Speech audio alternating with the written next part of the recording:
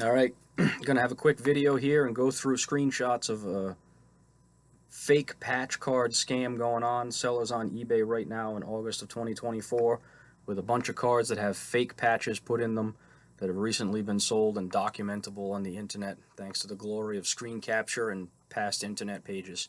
So unfortunately for the seller, they picked using some Roger Clemens cards or selling some Roger Clemens cards. I'm not going to say the seller is the scammer or the person who altered the cards, but they at least are trying to sell them now. Maybe they got screwed over and they bought them from somebody and thought they were real.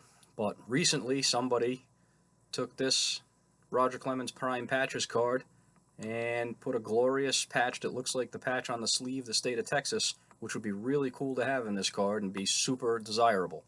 But the seller gives us a picture of the back of the card, and we see it's card number 37 and serial number 6 out of 150.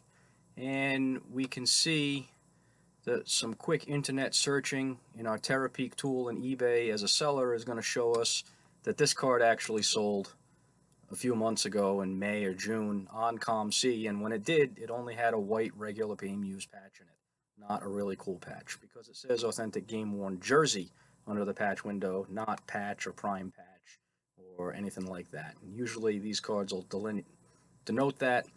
Also, you're not going to get a prime patch like that in a card from any of the card manufacturers 20 years ago, numbered to 150 or even 100.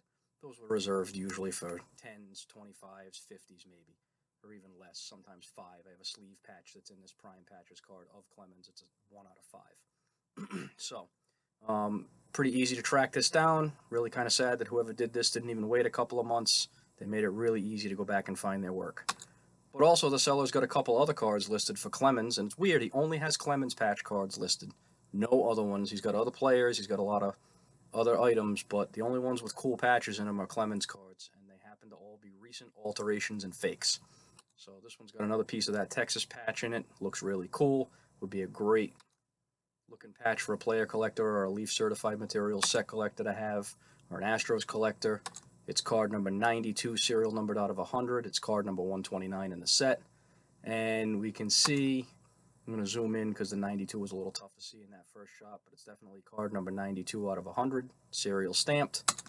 And we can see that card number 92 out of 100 just sold on ComC a couple of months ago as well for about $5, maybe 6.